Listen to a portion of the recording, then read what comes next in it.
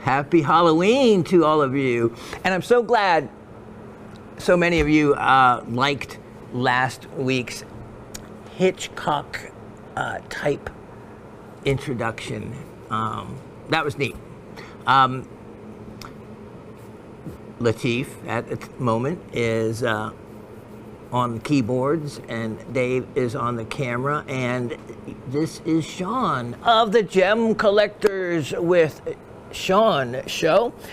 And wow, we have a lot to get to. So let me see. Before I say anything else, I want to say for more people to say. In other words, send in your comments. And I was thinking that I'm missing a lot of our other regulars. So, you know, Harry, come on now. You can still contribute and tell us about what stones you've cut, even though, you know, some of the items, it tempts us all to want to purchase. I'm bad about that myself. I can't stand watching or looking at real expensive homes, even though I would never actually want one, but I think there's an envy factor there. And so I'd rather just not even see my options. And especially like log cabins, that kind of thing. What I become more envious about is the guy with a mine shaft in his backyard, even if it's an old one and not producing. I don't know, you know. Speaking of, I hope I don't forget.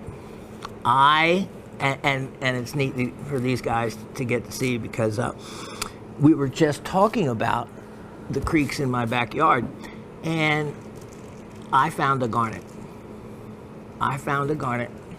And I told you, a few weeks ago, that Raven has what she considers on her side of the sloping, eroding part of the house away.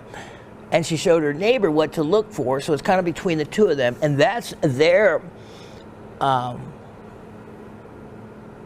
claim. And it's garnet mica schist, garnet in mica schist. And, you know, I've showed you before, I've given away pieces before where, you know, the garnets look, you know, I don't know, are well easy to see and just kind of eroded and oxidized a little bit, but still, as a rock count, it works for me, especially if those kind of things you want to put in a rock garden outside.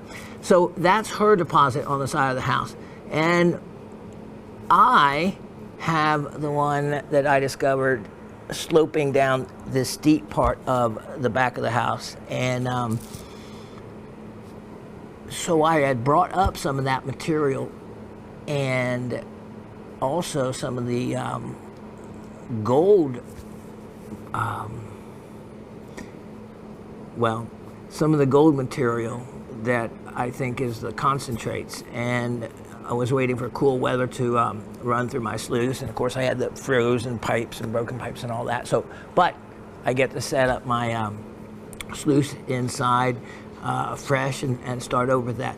But in the meantime, so if you take any pile of regular mixed gravel and dirt from a creek and you just let it sit in Mother Nature, and it rains over one season and it rains over another year. Now remember, everything pretty much came to an end when I got COVID 3.5 years ago now almost. And then another season. So what happens when it comes to erosion? All the loose small material gets washed away from the gravel pile. In the meantime, you are fighting that to erosion. This is really a lesson in nature's and ecology, and how one can assist the other. So the erosion is going on with this pile, and I'm talking maybe it's by 3 by 3 by 2 feet tall of mixed gravel. And so then the grasses and weeds start holding back the gravel.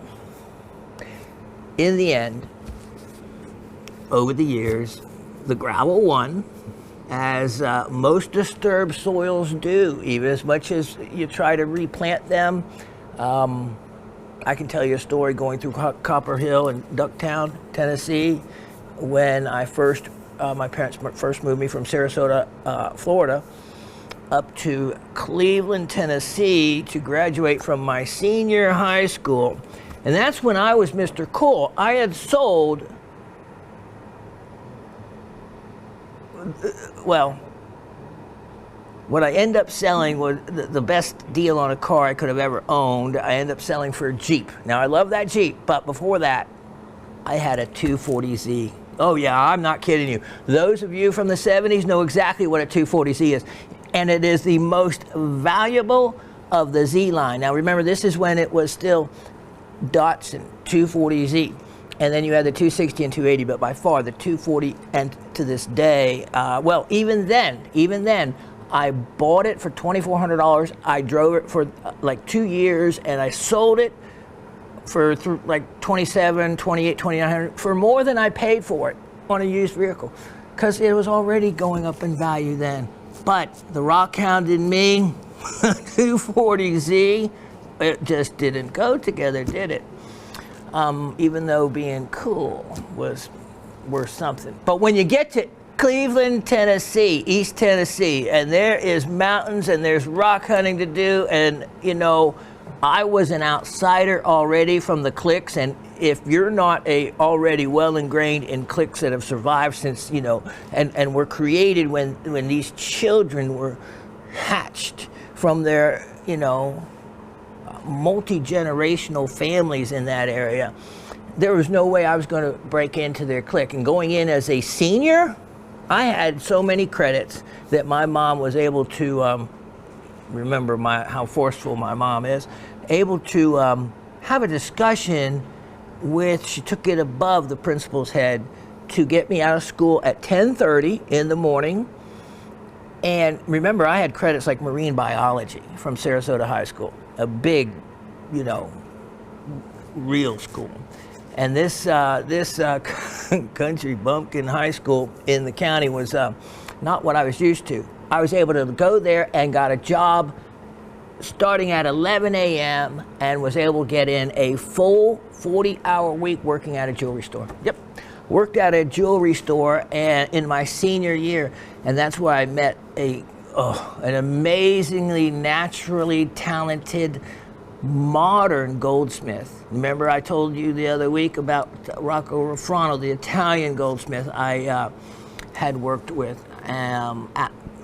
This was after I learned the modern way of and creative way, which I took to Colorado with me, which I had to throw away. But all for another day on that story. So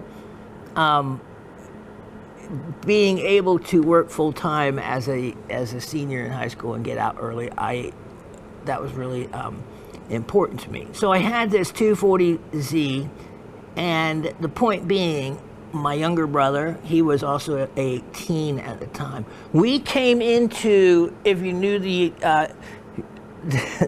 geography, which I know most of you won't, but if you come into Cleveland from where they held the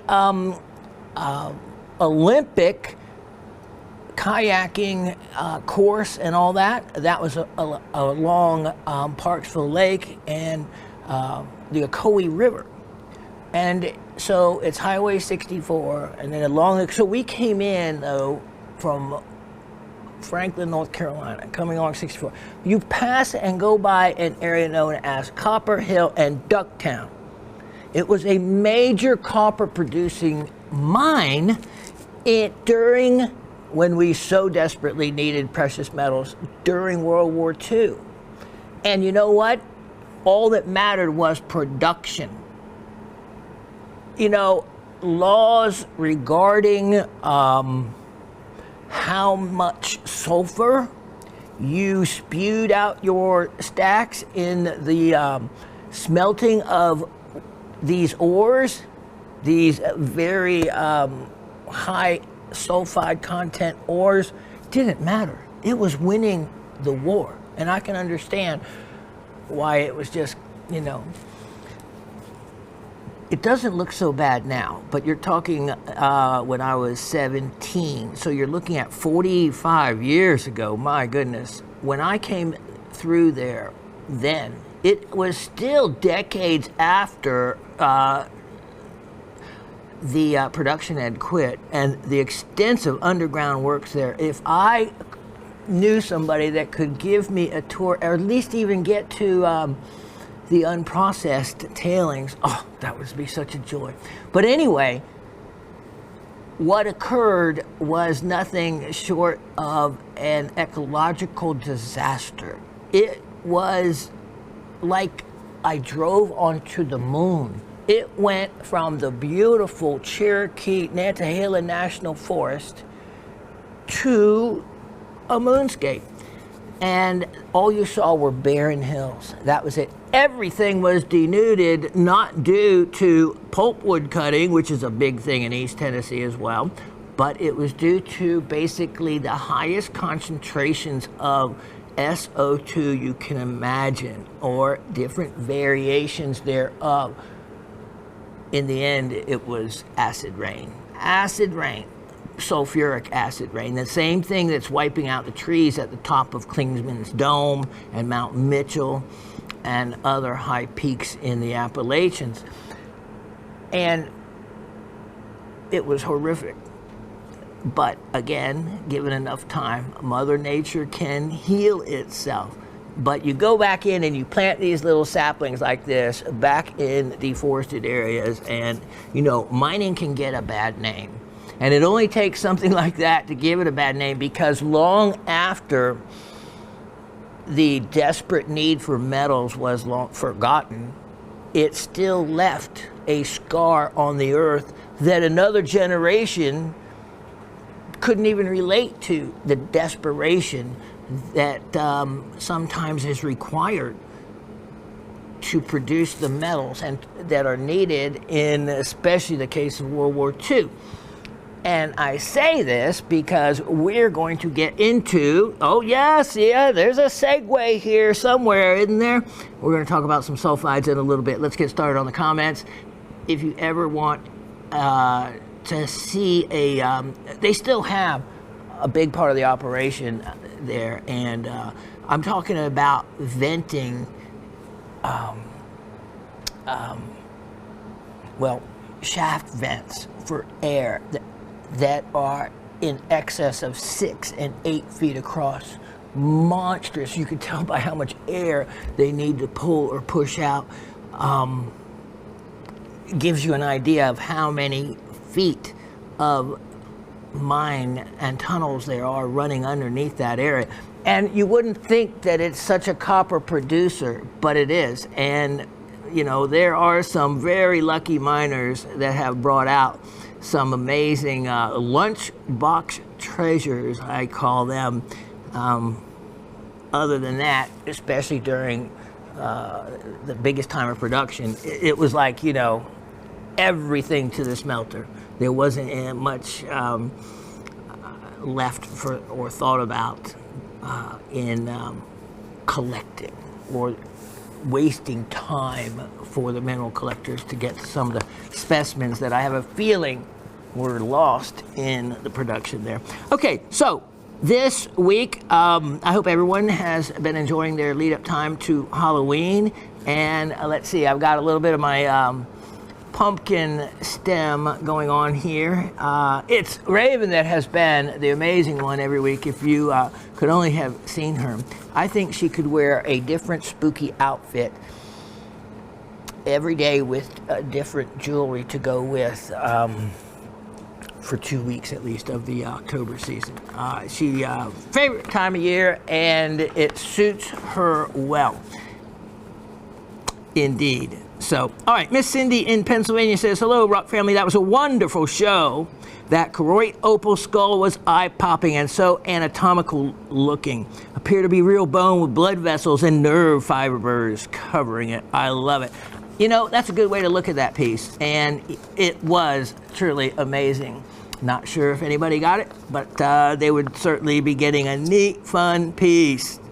Answers to the questions, which were, question 1 was, what element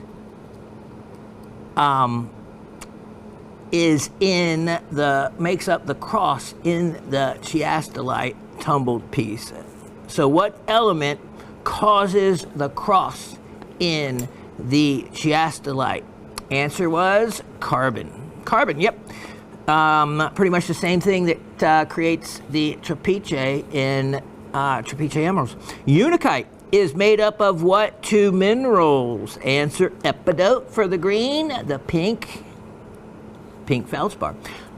Question 3, yep, a third one. Where was unakite first discovered? And the name, this is what I like, the name actually gives useful information. Unakite, aptly named for where it was first discovered in the Utica Mountains in the North Carolina, Tennessee area. So how cool is that? All right, now,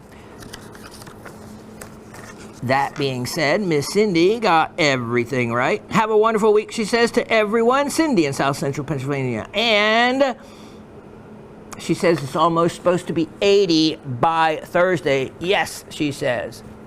When I saw that, I laughed. Raven and I said, no, we saw, and at the same time we're looking at the weather channel app, and when we saw it was going to be only, well, compared to you, only 81, at the time it's like, no, not 81. We wait and wait for the Georgia summer heat to break, and for it to even get back anywhere near the 80s is, which anymore, normally it would be, but we've been spoiled. It has turned cool quickly and has stayed cool. So, Dave and I, oh man, we do not like hot weather. We really look forward to cold weather. And he showed me, we have a prediction that the southeast is going to be abnormally cooler for the season with higher moisture. So we're hoping we put the two together and that we get a snow this season because we didn't last season. Yeah, you can wait a long time for any decent snow in the south here. By long time, I mean years. Mr. Anthony in Massachusetts says, hello all, very cool upbeat show. Among the many things that stood out, the polish on the ring with the Indian sunstone. I had to laugh, Mr. Anthony, when I read that. I had to read that a couple of times. I had to reverse the words around. You put the polish on the ring, and I'm thinking that was an estate ring, and it was still had some scratches on it. The polish on the ring wasn't very good. But if you take the words and say the polish on the Indian sunstone that was in the ring was amazing. I cannot get anywhere close to that. I've got some that have a really nice adventure essence, but getting a polish like the one you have escapes me. Okay, I'll tell you about that in just a moment. I like the spooky Shawn, good name for that segment. Nice special effects, Latif and Asif. Sorry for the spelling. With a nice lesson on pyrite, goethite, pseudomorph mixed in. Now, remember, I'm glad I read that because until they run out, every order now through October 31st, it's a Halloween special because what better when you're trying to associate a mineral with something scary or spooky, what better item than a pseudomorph where, you know, it's like an alien body taking over another. And that's what it is. It is, you know, the material is goethite, which is a iron oxide, but it is replacing pyrite. Other than that, you would not get square goethite because it doesn't form like that. That's how you know that it's a pseudomorph, one of the ways. And so, yeah, those are really cool. And a perfect item for Halloween season if your body is taken over by another form, huh? All right, so again, there were like 16 of them. So, yeah, for per order, free one while they last, however long that may be. Trivia, carbon, epidote, and pink feldspar, and Utica Mountains. Getting them all right there, Mr. Anthony. Okay, The polish on the Indian Sunstone. Now, one thing it has to do is there has to be not too much of the hematite, because it can break the surface, and then you're dealing with two hardnesses, a hardness of 7 in the quartz and a hardness of around 5.5 or so in the hematite potentially. So you can either have some undercutting, or you can have what looks like little pits in it. But to get a glass finish, as long as you're dealing with something like a base hardness of quartz, and that the secondary mineral isn't, let's say, more than 50%. And in that particular piece, overall, you had a quartz hematite ratio of a much higher quartz ratio than the hematite. So therefore, you're dealing with a silica, a quartz silica, and I find that diamond. Yep. I find that diamond works really well. The other thing, one of the things, if you have material, and this isn't just sunstone, any other material that has a secondary mineral inclusion in it that breaks the surface, keep in mind that a wheel will often pull that second mineral either to the surface or pull it out, like as in those, flakes of hematite, and then you're left with a void, or at the surface, as the wheel's spinning, it can get hot enough to change the dynamics of the secondary mineral to where it can melt it out. And there's a lot of low temperature secondary minerals that are low temperature minerals. It can soften it enough to pull it out easier. There can be a lot of other things at play. No matter what, the thing you have to watch for is, especially if you're using something like tin oxide or aluminum oxide, a white polish. If you're using a slurry with a white compound, like, Lindy A, aluminum A, whatever you want to call it, it can often get into those openings, those pits, and then can be very difficult to actually clean out. And, I say that, and I have, of course, and use an ultrasonic and a steamer. Between those two, I can usually fix any real issues. But there's some, like some tourmalines have tubular inclusions that there's one way you can actually spot a copper-bearing tourmaline that has been diffused. In other words, color treated through a process, and the way you can tell is those tubular inclusions, and you mostly see those in Mozambique tourmaline. The filler, the diffusion filler material, and by diffusion I mean any number of glass treatments as well, kind of things, glass lead treatments that like they use with ruby. But one of the things that can happen is those what would be normally clear white tubular inclusions that create the cat's eye effect often. Well, they're big enough that sometimes that material will actually get pressured into those tubes, and you look for it. You can look for it, see it, then you know. And there's a little clue for you right there, and you can spot it with a 10 power loop.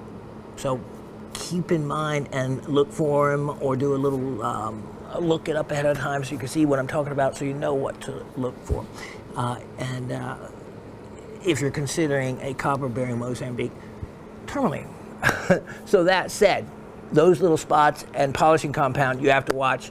Other than that, you know, with diamond, it is a mostly I use a oil-based paste, and it's not really been an issue as far as that goes compared to some of the slurries I've used on some of the non-diamond ones. But that really, really bright finish is really diamond, I find, works best. And I'm talking about going, well, I use, if I really want to, 50,000 would be the minimum or something like that. But I actually have a mesh that goes up to 100,000 if needed. All right, so give it a try.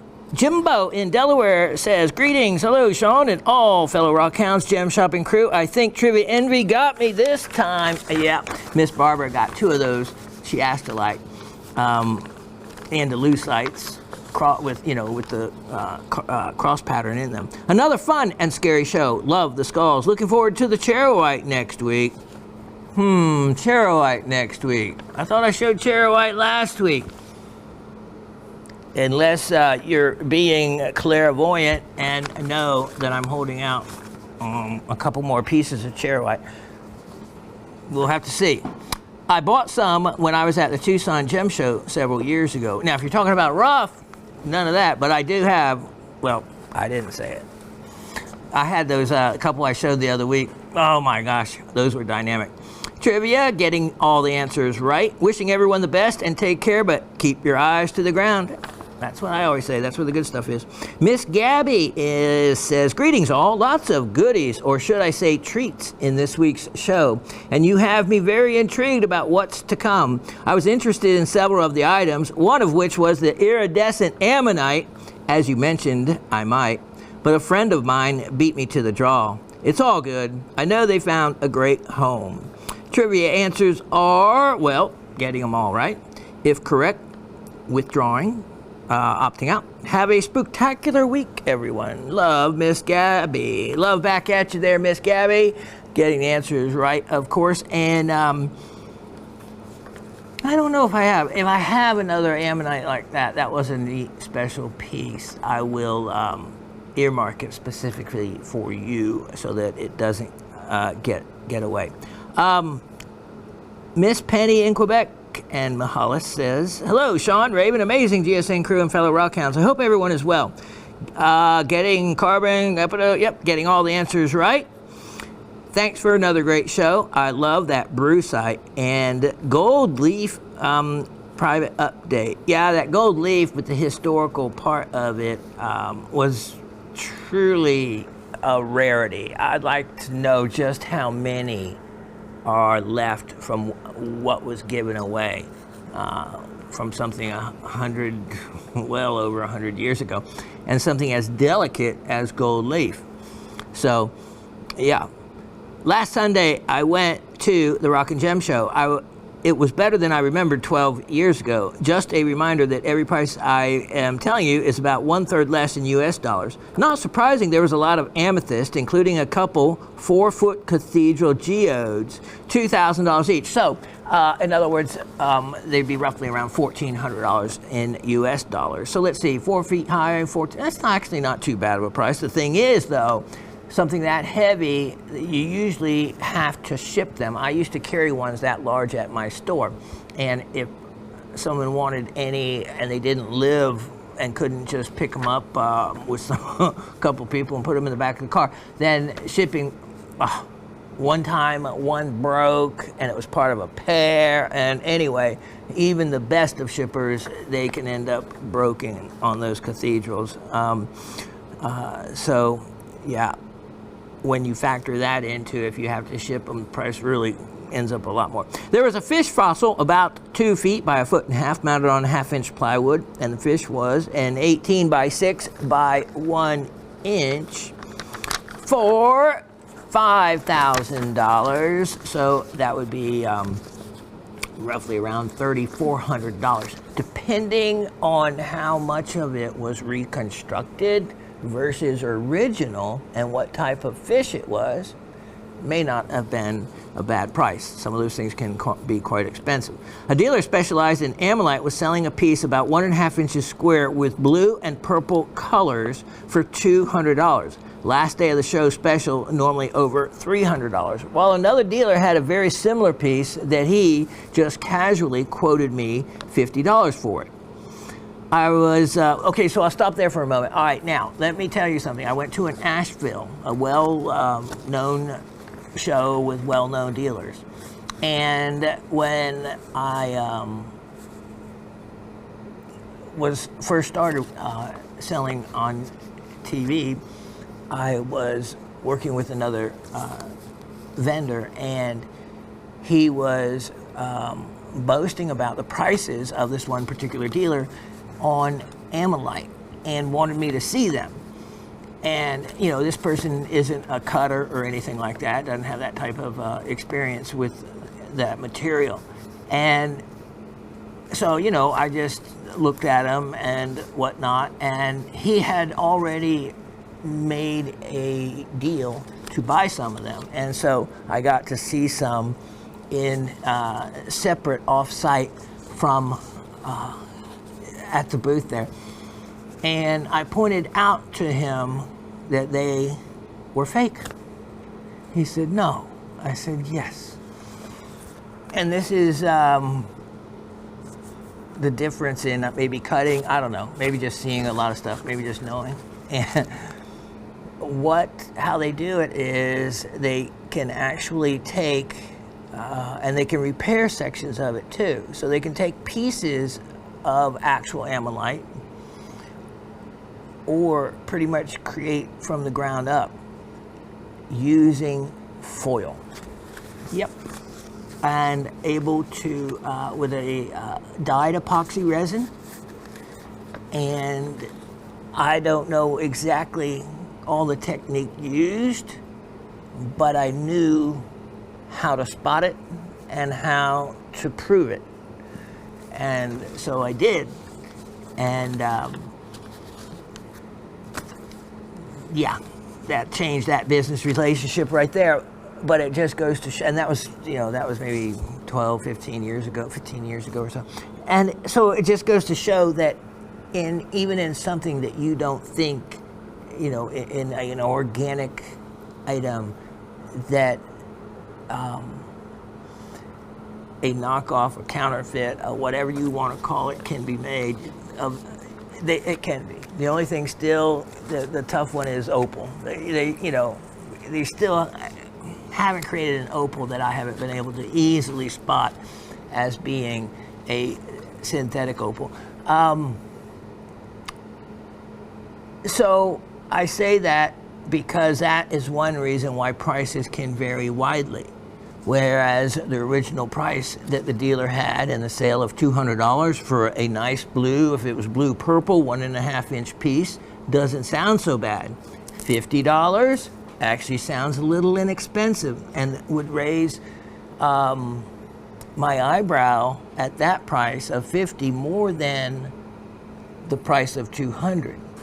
So I'd rather almost see something overpriced than underpriced. Now, something could be a great deal, but you have to be able to know it's a great deal, or else you lose your $50.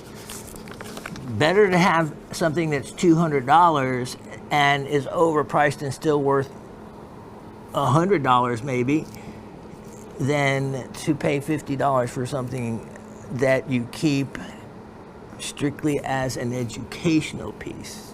And for that purpose, then you get your $50 worth. And a reminder that even no matter how much knowledge you know, and the person that I confronted with that they were not genuine was one that he thought so much of his knowledge that he had that he didn't want to believe in what someone else was telling him to be true. And that can cost someone a lot of money. It's got to be one of those 7 sins in there somewhere. So, all right, so Miss Penny goes on to say,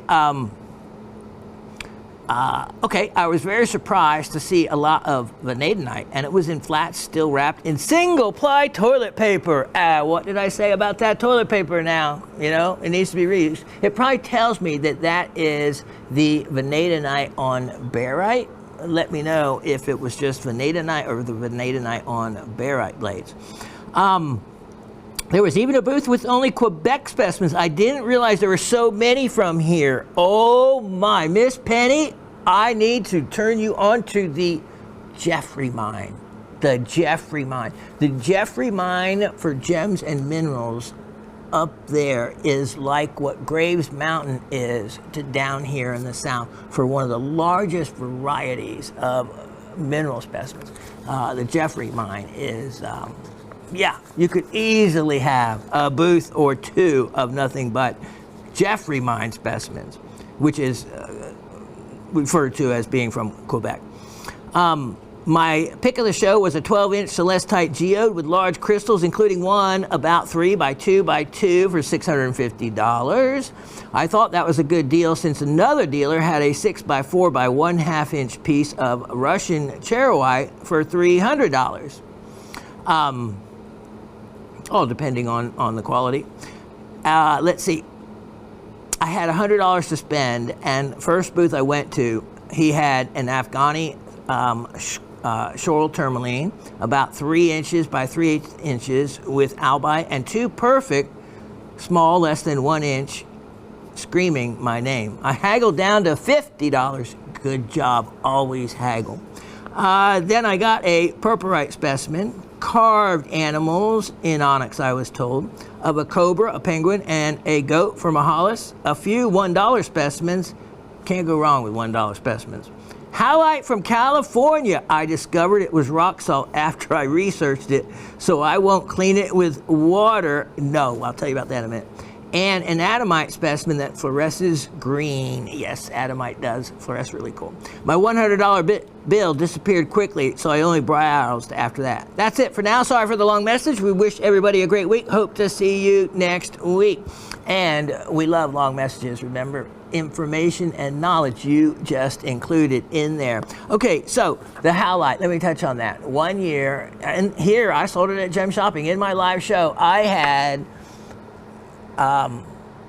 flats of halite crystals. Just beautiful flats of stunning crystals. And I couldn't keep them long enough. And I made a nice profit on them. Of course, overall, the total sale of each one wasn't that much money. But they didn't cost that much money. And they were the most beautiful pink. And of course, I know someone like Miss Barbara knows why they're pink. I should use it as a trivia question, but no, I'll go ahead and tell you. You know, the halite is crystals in certain areas there. Here's the neat thing. Of course, halite is nothing but sodium chloride. As the salt beds dry out, fill with water from the rain, and then dry out, they will grow those salt crystals. And they do it year after year. In other words, if you go and, quote, mine away all of one season's crystals, they'll grow back again.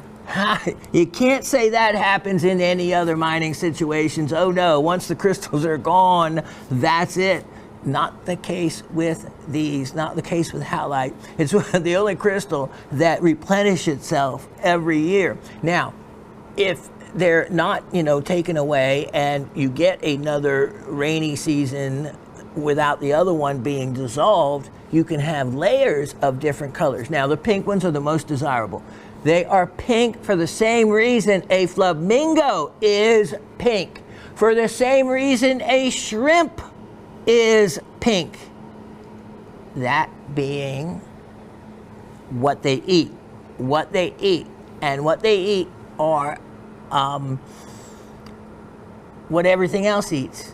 All starting off with a type of bacteria that goes up the food chain. The shrimp eat that, then, the flamingo eats the shrimp. And same thing with salmon. Salmon only become, their flesh only is pink because what they eat in the food chain starts off by eating this type, and it's a type of has keratin in it, and keratin, you know, like beta carotene from carrots, same thing. It produces that color, and that's how it changes even mineral specimens. It's called a halophilic bacteria and algae. And so it's kind of neat that even in a mineral specimen, it to be enhances the color. But no, halite crystals, definitely do not put them in water. They will dissolve. So yeah, that was good that you read up about them.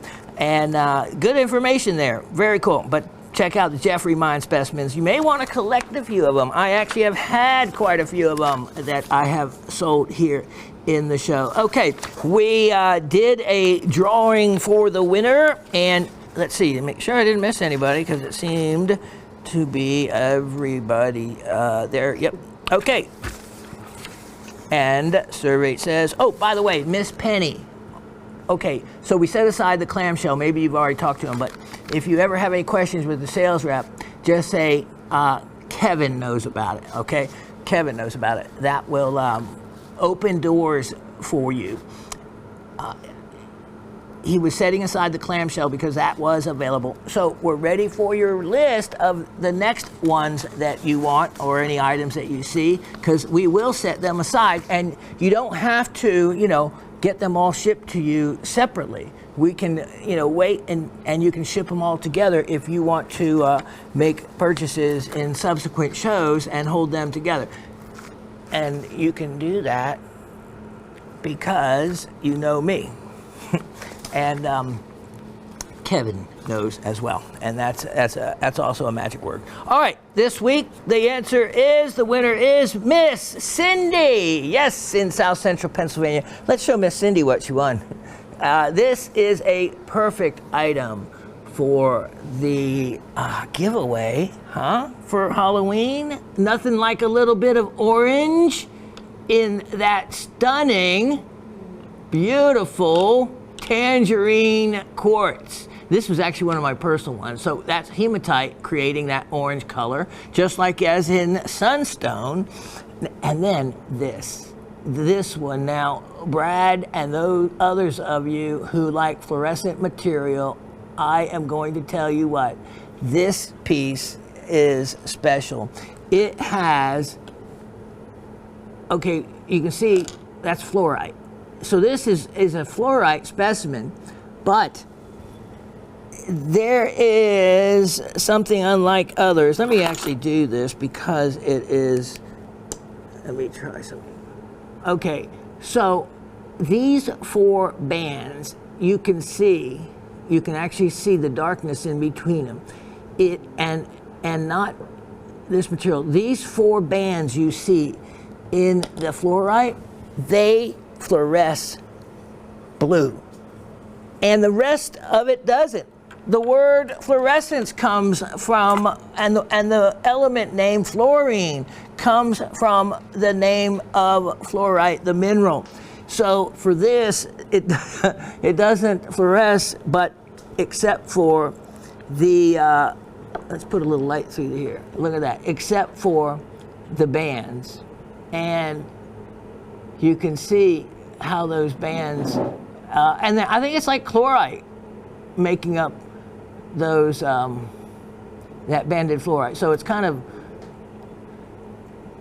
unique in that respect. Thank you. And look at the translucency through this.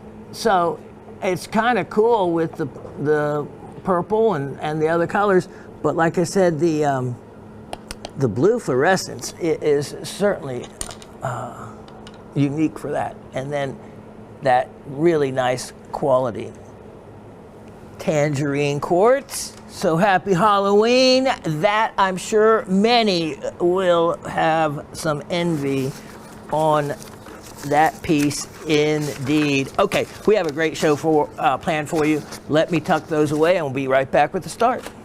All right, these guys, you know what? This is what I leave them, and they still give me a hard time. And I'm not kidding you. You know what? If I was not holding this and did not loop it myself, I would not have believed what I actually am seeing. You won't either. So, quite some time ago, I mean, we've been doing this 307 shows now.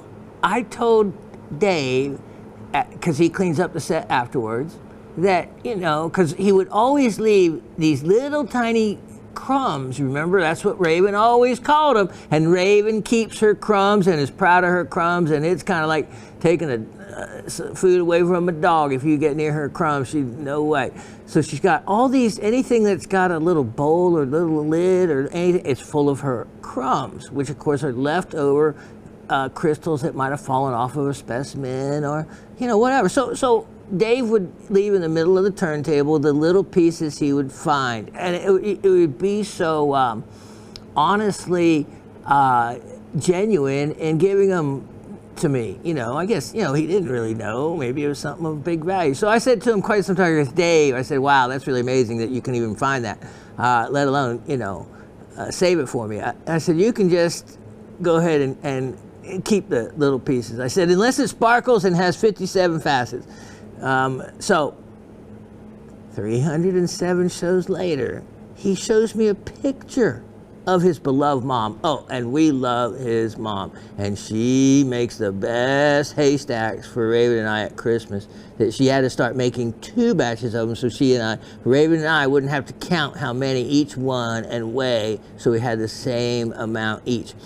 Yeah, it was an issue because they were so good. All right, so he shows me this picture of his mom holding this pendant I'm holding. And I said, what's that, Dave? He goes, she made that from the crumbs. And I think my eyes did one of those cartoon, boing, boing, boing, boing, you know, popping out of my head. And I said, you have to bring that in. I have to see that closer. And now I am. I looped this thing. It has Australian opal. It has Ethiopian opal. It has, I gotta get my pointer. It has pyromorphite in there. It has dioptase, amethyst, ruby, peridot, Japanese garnet, aquamarine, citrine, hessonite. I couldn't believe it. I think that's part of this, one of those Savarite garnet beads. I mean, I think this was really, really creative and beautiful. And I guess she got the locket at just one of those hobby places. How cool is that? And then she's hot glued them in, I saw. So if you think you can't make jewelry, this has proven everyone wrong. With the littlest, smallest items and with absolutely no cost for the gemstones. And these are gemstones. And some of them, there's emerald in there, nice quality. This is a garnet crystal cluster. How that came about, I'm not sure. I think Dave's over there with the hammer knocking off some crumbs. So anyway, I just wanted to do a little bragging because truly, jewelry can be made from items you find in the yard or items you find on Shawn's desk. Either way, you wind up with something really pretty. And I was really proud of Mom. She did a great job. Well done to you. And her son's an okay guy too. Check out this Hewlandite. This is a world-class piece. Absolutely world-class. And of course, I'm sharing it with you because I have never showed you a Hewlandite of this quality because there's not any other zeolite associated. Most of the time it's Hewlandite with something else. And here's what really makes this special. It has these saddle shape, and they're desirable. Saddle shape crystal formations. See this? Look at that. Look at that curve. Have you ever thought a crystal couldn't curve? Well, heulandite is one that does. Look at that curve in there. Also, look at almost the moonstone type of effect in the reflection coming from some of these. And as we keep going around these heulandites, they're large. They're really large. You're going to see, look at this. See this? Here's another saddle formation. Look down in this one. Look, Dave, take us down in this beautiful piece. Look it down in there. And it's, you might find, I thought I saw a still bite, but I did not totally explore it. So this would be a lot of fun left to the lucky owner to do, get a light and look into the depths of it. Now, while we're, look at that. See that pearlescence like that? That is, how would I describe it? I guess a signature of quality. All right, so that's something good you want to see in a quality of heulandite. You can see how translucent the crystals are, and then that wonderful, wonderful reflection. Now, look at these. Look, my thumb's still growing out. Look at that. See that saddle shape, they call it? And it is, and this beautiful pink color. This beautiful pink color. Now, as we keep looking, you can find pretty much all of these heulandites have a saddle form to them. Look at this one right here. Here's a really large one. Look at this one. Now, let me turn it this way. You see, you can't necessarily see it until you get it at the right angle, then you can see that form to it. Tweezers, perfect for plucking out little things that probably came back from India. Look at these. Look at these stacked crystals like that. This pearlescence formation. Everything that you want in a really high end. That's what makes this a world-class specimen. Now the green, let's get to the green. If you noticed any green in the heulandite, well, you did. It's not leftover dirt or anything. It's something actually desirable because it is an inclusion that sometimes has made this one source of heulandite where they were all green, which were actually kind of pretty. But you can see some of these green here and about. Well, boom, there you go. There is your green, and what is it? Celadonite, which is a kind of a form of mica, and of course, from the color celadon. And boy, this is, if you ever wondered what celadon for the color looks like, it is exactly what you're looking at here. I think a little bit lighter in color than the darker parts of this, but as we look a little closer at this piece, with that other mineral involved, you end up with some spectacular looking crystals when you look at them with the way they are associated with the heulandite. And see, it's along the edges here is where you might look if you're trying to find other zeolites. I thought I saw a lomatite the other day, and I think I saw a stillbite, but look at that. Look at these, exploring back in there. Because that's where you have multi other minerals interacting with the crystals, and that's what can produce a new, another mineral, type of mineral. Wow, look at all those saddle shapes. So look up saddle crystal form if you're really wondering. Do not miss out if you want. Look at that. That is a cabinet quality, cabinet size specimen. It self-displays if you wanted to lean it forward in a way, fine. But if not, look at that. Look at that. And you know, oh, there we go. There we go. Maybe just look at that. That could be on the cover of a magazine. Truly world class. This is probably the finest heulandite I have ever exhibited. And it's just, especially since it is just a heulandite.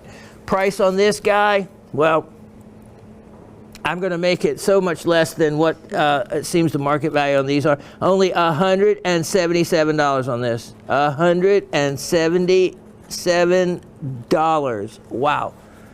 That is a jewel. A real jewel. Now, let me get to something else. Well, I'll do that in a moment. Okay, now.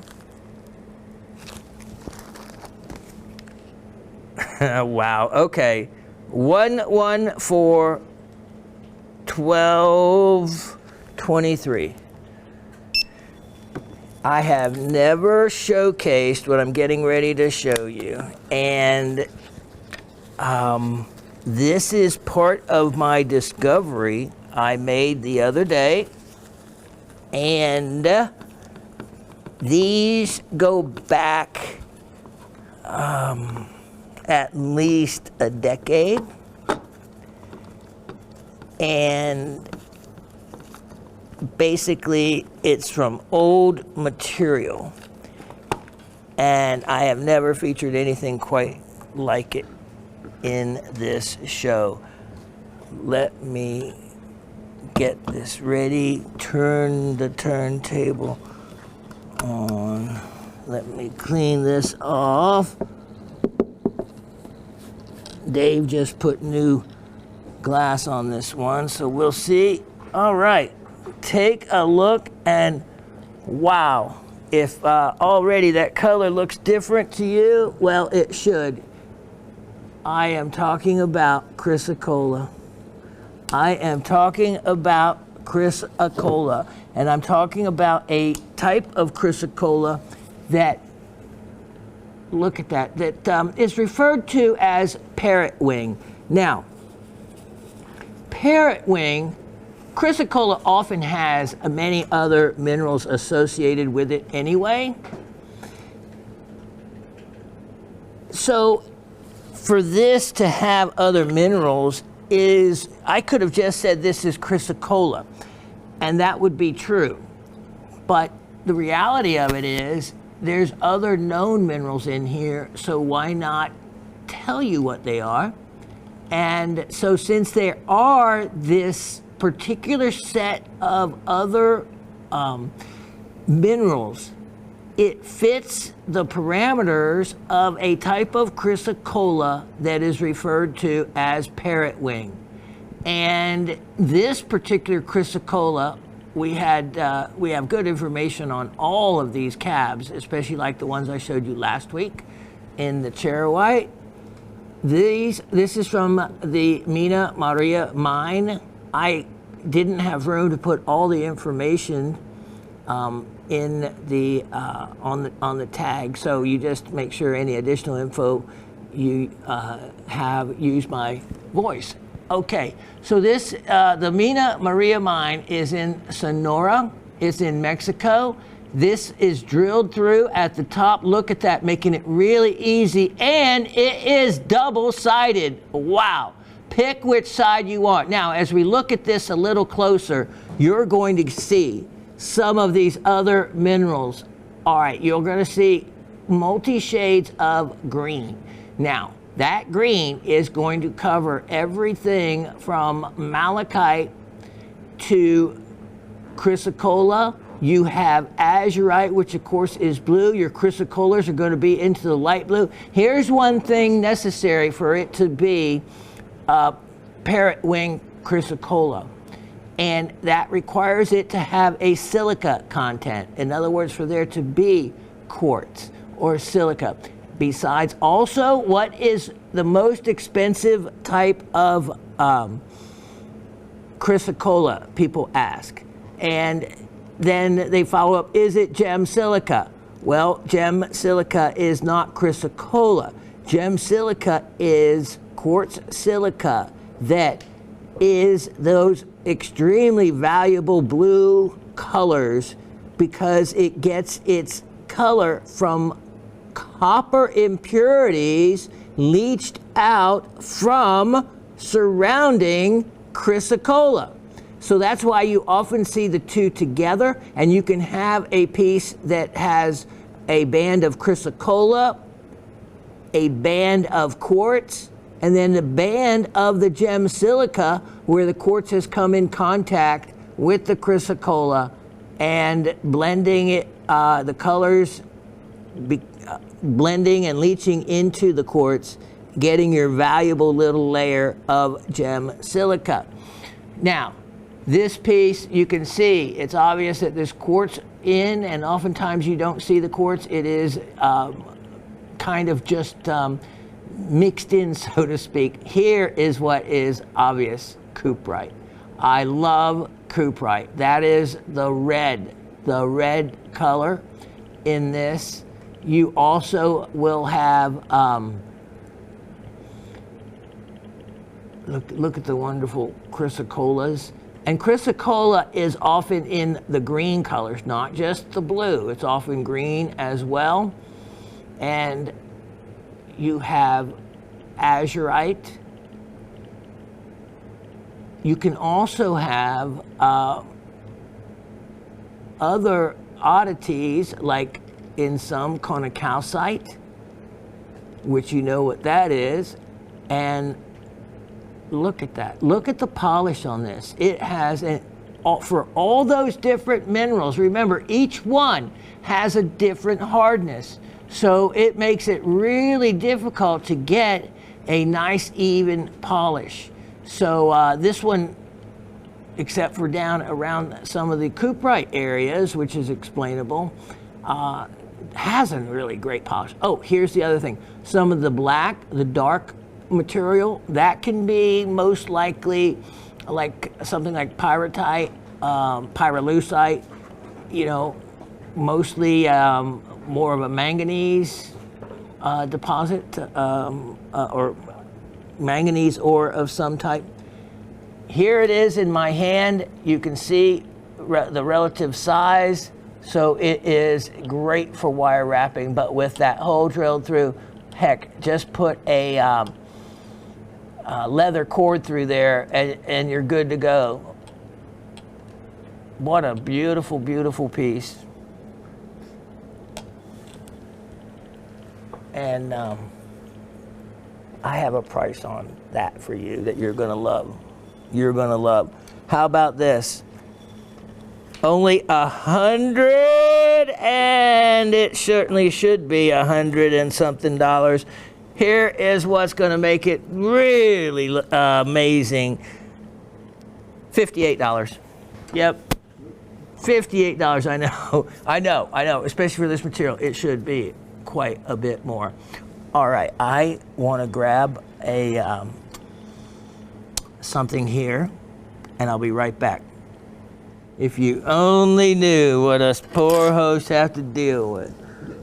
Only down here in the fun room. This is the fun room. All right, so the other thing, just want to point out a couple more things to you, is that many times in the formation of this material, things will form at different temperatures and will solidify out at different temperatures. But a lot of times they're from secondary hydrothermal solutions, and chemically they can be somewhat closely related to each other. So small variations will give you a different mineral altogether. Now, I have that beautiful piece, make a great pendant.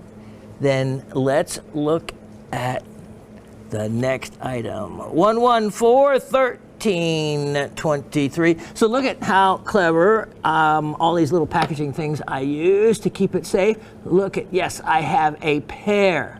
Look at this, a pair. And so, you know, to be earrings, you have to have a right and left. So they are actually cut in reverse, which look at this. See these two, how the dark brown area is in the same corner? Well, they would have to come from the same rough. Now, they're not, of course, not going to be exactly identical because, like I said, that's why I just showed you that other piece, because of the way this material will form. You get different things that form at different times or interchange. Look at this. Look at this. So let's look at the other side. Isn't that beautiful? Look at that. Now, as we come in close, let's look at this material on this one because, again, in general, parrot wing is made up of those 5 to 6 different minerals, and there's some, though, at different times you'll have more of one than the other. But to be considered the parrot wing, and why it's called parrot wing, it's because it resembles a parrot's wing, and one of the common parrots, it actually does. It actually has the colors from a parrot's wing. So you can catch the light across the surface on these pieces, and you can actually see the different hardnesses because some will cut quicker than others. So you can see that the darker green is a completely different hardness than the blue material. The blue material, I would say, is probably more azurite. You can see silica. So silica in here, and then throughout, these are nice and thick. But all it would take is a kidney wire run through there and drop them down, and you have a pair of earrings. You could wear them either side out. Here's the more of the cabochon or rounded side up, or the flatter side on the back, and just a wonderful, wonderful blend of copper minerals, and from a very kind of exclusive mine. So here you have a really, look at that, fantastic set. And if you want to grab the pendant and the earrings. Let me just try to show them to you together, because you have that look, which, wow, there's the other side of it. Either side looks fantastic. So, you know, it's one of those things that the parrot wing that was in the market 10 years ago, when this caught my attention, is not the parrot wing of today, because I don't even know what's available in the market. It did seem like I saw where there was some, but as far as there was also, you know, with this material, there can be also a lot of it that is treated or questionable because of the kind of treatments. Think of it this way: the kind of treatments they do to turquoise can be applied to so many of the other type of mixed mineral rocks, so to speak, and you have to just be aware that that's always a possibility. So, of course, coming from me and knowing the difference, you can be assured that you're getting the real deal. And you are. The other thing, I haven't even thought much about this material for a long time until, well, I have to say, the rediscovery of this batch of items that you're getting to see. The charoites last week, if someone didn't scoop those up, then you're missing out. And if you didn't see them at all, then go back and watch last week's show. Remember, any item from any show, write down the item number.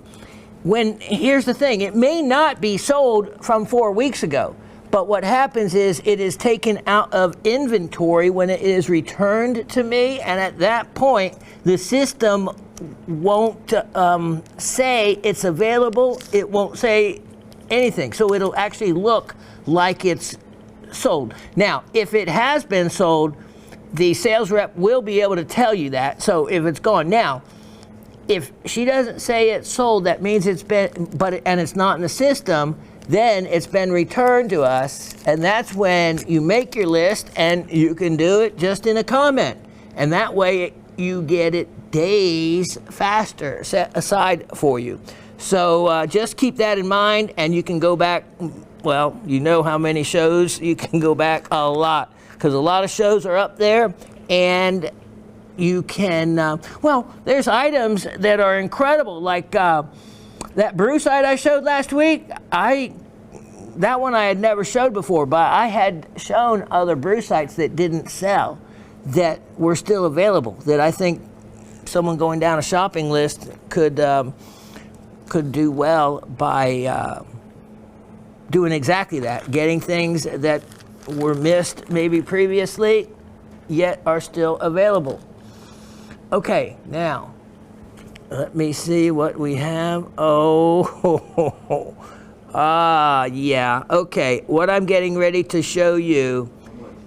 Oh, yeah, price on these? Thank you for asking. That matters. Wow, here we go.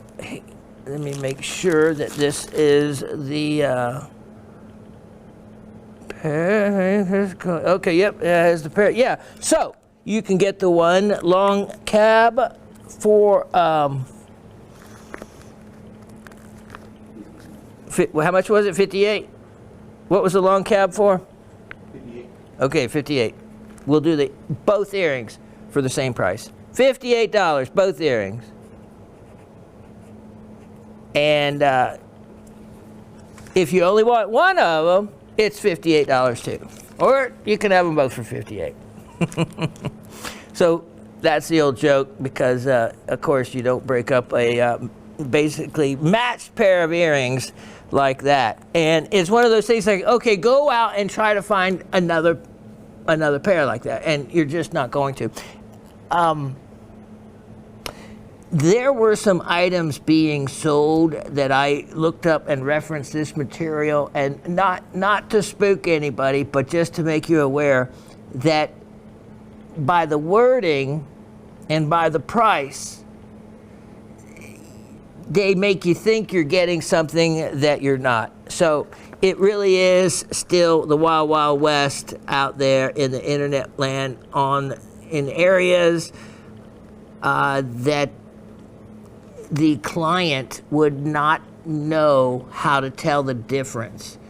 And that's basically what I'm trying to say. In other words, you need to get some things that you do not know really well yourself, then get them from someone who does.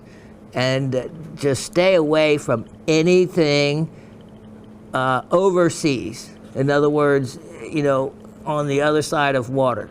So doesn't mean you, Miss Penny. We still are connected by land, but I'm basically talking about like island countries, who are out of the island countries and other foreign bases. Now there's reputable places, in Thailand if you want, but it's just a long way to go if there's a problem. Like I said, things are great with those situations until there's a problem. And I know, because I have been on the problem end of a mineral specimen. And that's why I wanted also, not to single out Miss Penny, but just to mention about Miss Penny, because what you have to be aware of is that, well, this has happened several times, but one item in particular was a mineral specimen I received where the crystals were glued onto the specimen, creating a crystal cluster of more value. And there is nothing wrong with going to a gem and mineral show. I always carry a fluorescent light in my pocket anyway to check fluorescence of specimens, and fluorescence will also... Well, let me put the reverse answer around. Epoxy and glues will fluoresce. So if in the middle of a crystal you see a fluorescent line going all the way around it, in the middle of like a tourmaline, well, it's not a little band of chalcedony or something going around there. No, it has been epoxied together, and you're seeing the epoxy line.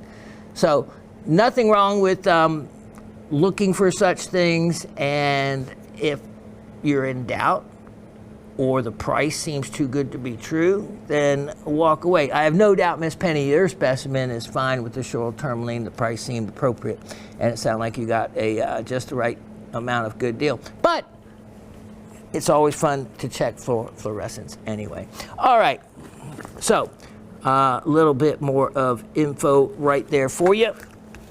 Now, let me get to this. 114-1423. If, and don't pull up the, please sir, the info yet, because I am going to show this. It is actually, I think I am going to include a stand with it. Oh yes, my cheap self is going to do that. If I had this and I said, what is this specimen? What is this cabochon? Would anybody know? That would be a tricky one. I would come close, but I'd probably miss it. Here's the other side. Look at this, is drilled. This is from the United States. Now, if I said that, it would probably knock out a lot of other thoughts I would have as to what it is. This is one of the rarest cabochons you are going to ever see, find. This was bought years ago and again rediscovered. Other than that, I would have sold it many years ago. What do we got there for an identification and see if anybody got this right? Yeah. North Carolina thulite. What is thulite? Well, it is the old name, not officially recognized anymore, but the name for pink zoisite. Or better yet, check this out, and this may need note-taking. Many times when we have a manganese specimen, or let's say calcite, and there is there's manganese in the chemical composition making it pink, right? We've seen it, I've sold it. We call it manganoan calcite, right? Manganoan calcite. In other words, instead of CaCO3, it's CaMn for manganese, CO3. Manganoan calcite. With this zoisite, it has manganese in it also, but it is not called manganoan. Because, now, follow this, and this is why we won't get into too much chemistry, because the manganese is not divalent, it is trivalent, so we call it manganean. I kid you not. You won't be tested on that, but in other words, you remember me writing something as Mn plus 2 and or Mn plus 3. Well, that's what the difference is, the type of the number of free electrons. And so that's why in chemistry talk, the words matter, and how something is pronounced matters. So we won't even go over that again, but here's the important thing. Thulite, which was named after the ancient ancient god and land. It's not accepted by the naming body anymore, so they go by Manganean zoisite, which is fine. It gives you all the information you need. And zoisite, you know, is the mineral that tanzanite is, or that the green zoisite and rubian zoisite is. There is just different other elements that make it a little bit different. And in this case, it is manganese that enters the chemical formula, creating the pink color. Now, there's so much to talk about in this piece. The one thing I want to know is, how do they drill a hole that long without breaking the stone of this type material? And there's only one way, and those chrysocollars, and there's only one way I figured it out. Now, shorter distances I can understand. And I have the fancy jigs that you can put this in a jig, and the fancy drill bit that you can lower with water on it to keep everything in line and drill it. I have them for like center drilling pearls and that kind of thing. But look at how big that hole is. My hole would be like a millimeter big if I was trying to even drill it. And to go from that distance without, once you start and even get 1 degree off in being straight, in other words, parallel to here, if you have 1 degree pointed down, 1 degree pointed up, well, the further you go, that 1 degree makes a difference, and it starts coming right out the top or coming further down the bottom, and your piece hangs sideways. How is that done? Well, there's only one way I can figure it out. They drill the hole first and cut the stone around it. I laugh, but that's it. That's how they do it. In other words, that's how I would think they would do it, because why would you take a chance after you're done on breaking this stone? Better to know any fracture lines ahead of time in the rough. Drill the rough, cut the stone around it. Just a thought. This is what I lay in bed at night and think about. I do.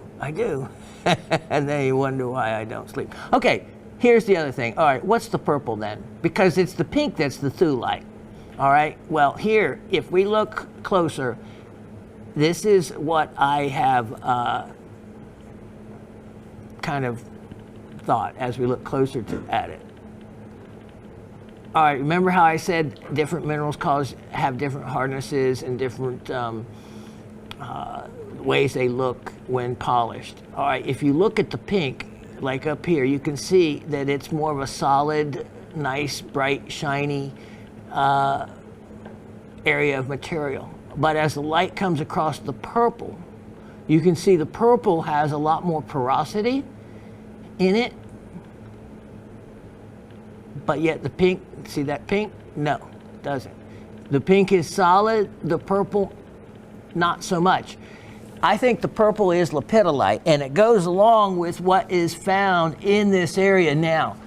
When I got this piece, and I totally had forgotten about it at the time, they don't disclose exactly where this comes from. A lot of times the cutters, the miners won't on this, because they don't want to give it away.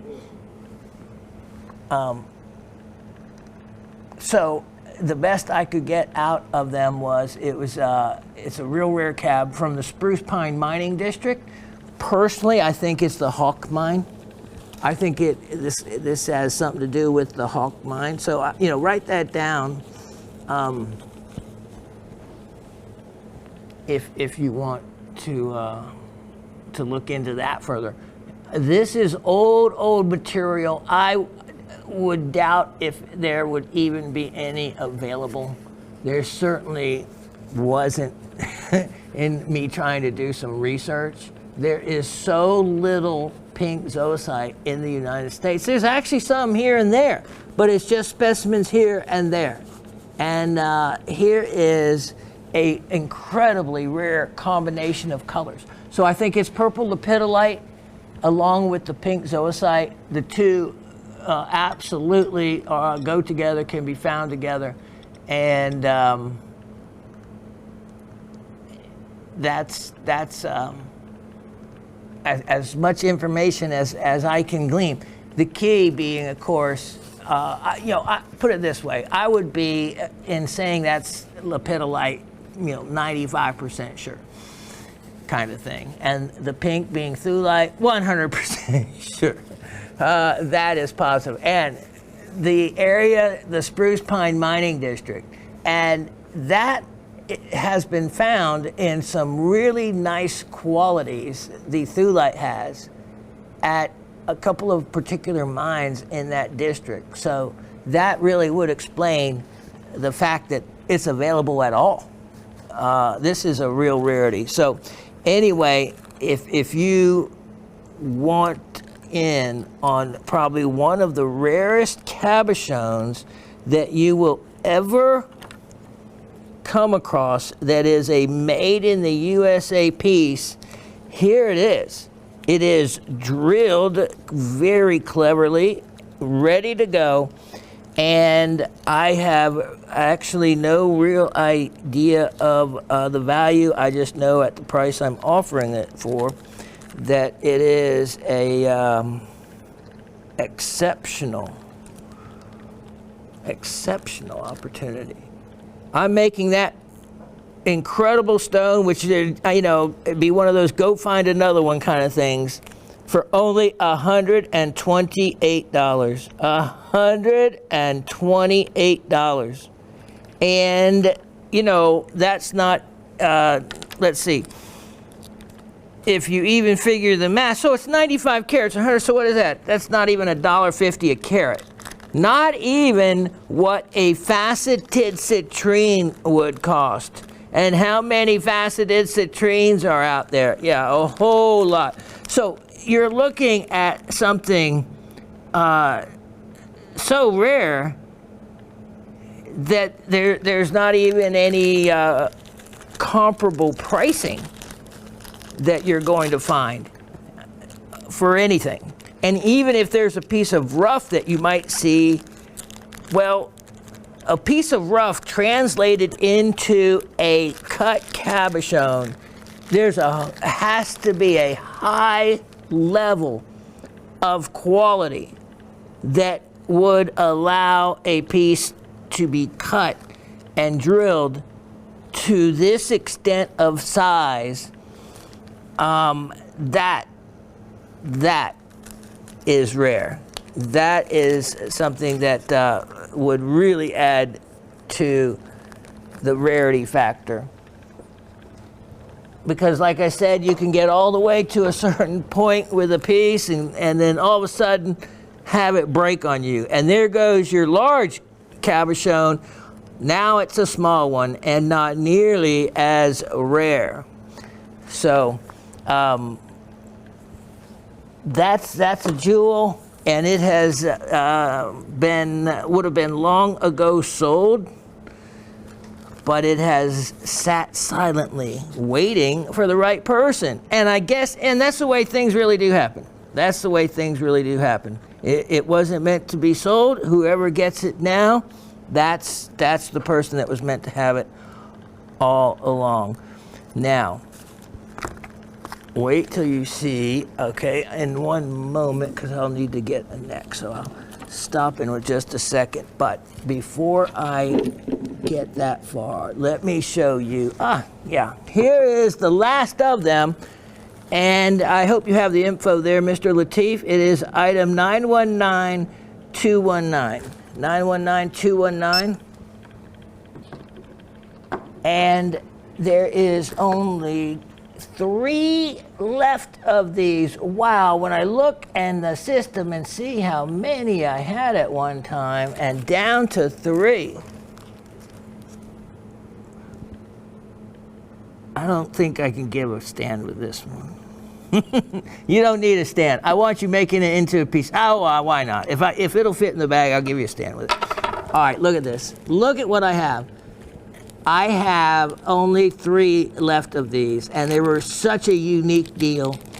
And here is an example of one of them. They each come with a information card. Look at the qualities. These are natural color. As we come in closer, one is a motivite with the information. One is an aqua. Look at the quality of that aquamarine. Look at that. Look at the bicolor. Look at how big that is. Look at that color blue. And then look at the super rare moldavite, which is a type of tektite created by the impact of a meteor with the Earth, explaining it there, and also tells you what metaphysical properties. So I have that one, and then they're all going to be the same. Here I'm just showing you that they're all equally decent. For look at that, beautiful, beautiful, beautiful on the moldavite. Look at that aqua. Wow, gorgeous, and it looks like it has a shoral tourmaline on the side. Look at how big that aquamarine is. My goodness, what a fantastic gift idea, because a lot of people still are not going to have moldavite, and this is big enough and nice enough quality moldavite or aqua to make into jewelry. And here is the last set of these two. Look at that moldavite. Crazy. And then the aqua. And can we look a little closer to this aqua, please, sir?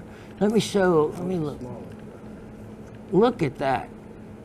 Look at the color and the clarity to that.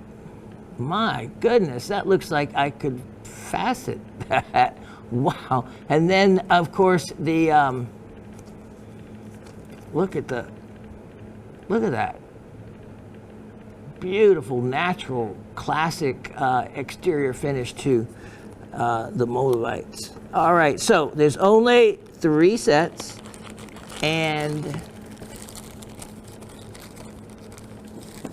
I had these sale priced, but then I don't think I was able to do them at a sale price anymore. But I tell you what, I will do them for. It might as well be, especially with the moldavite like that. Anyway, how about this? I think it's going to be the same thing as what the sale price was. $24 a set. Only $24 a set. So, wow. Any of those aquas, if you split it 12 and 12, are worth that. And then with the moldavite, same thing. And in this case, get them quick, because no restrictions. If someone wants to get all 3 sets, they can. And so think about that. So for only $72, you get 3 pieces of moldavite of really nice quality and 3 nice aquas. That's just a lot of bang for the buck on that. All right, let me tuck those away, and I'll be right back. Now, this is not something you're going to see every day coming from me, and never have I shown a piece like this. So like I said, Miss Gabby was wondering what kind of different, unusual goodies I might feature. This would be one of those rarities. You just don't find ametrine available. You don't find it sliced with the alternating pie shape colors. You don't find it like this even. Now, what I mean by alternating colors, and this piece is not for sale, but I'm just showing you to make, look at this. This is my own personal piece, and I know many of you out there would love to have it, and if I got rid of it, I would regret it, and I would never be able to replace it. Simple as that. They use this material, they cut this material.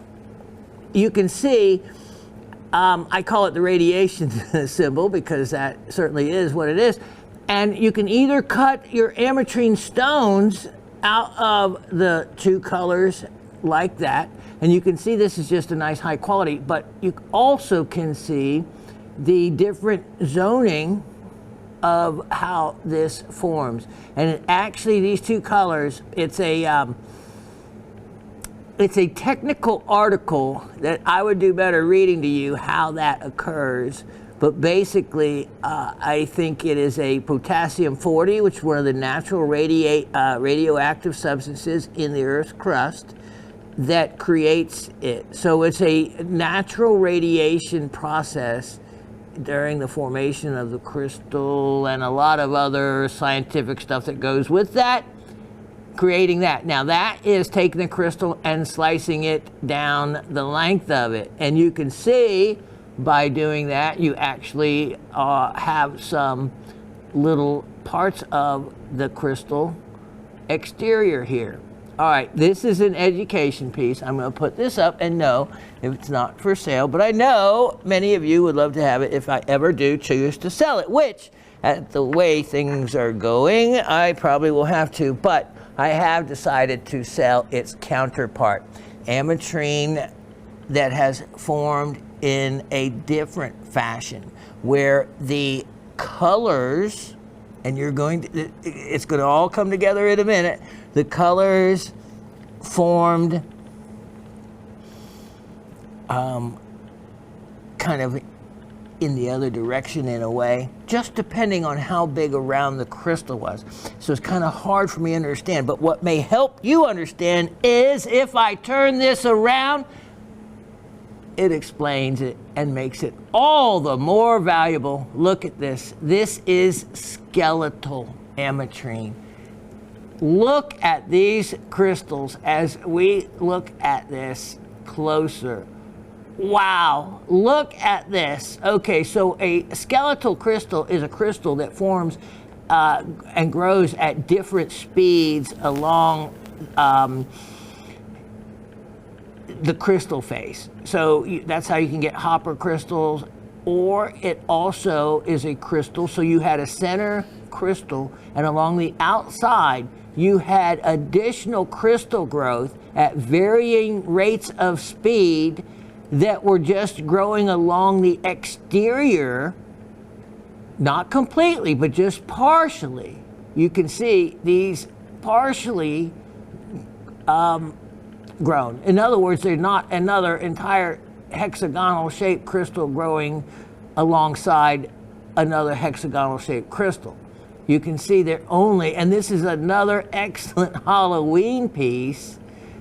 I can even think of, we both, Raven and I, love horror movies. And so I can think of another one where there was the alien or some bad monster that absorbed other people into its body, yet still part of the person was on the exterior. So you can still see their face and half their head. And that's what this reminded me of, was that movie. So what a perfect, monstrous, but very unique specimen to show you. And yeah, so monstrous that this alone makes for a true rarity in the market, because you don't even see this. What you're looking at, okay, look at this. Do you see exactly? Amethyst, clear quartz, clear quartz, amethyst, citrine. It's a freak of nature.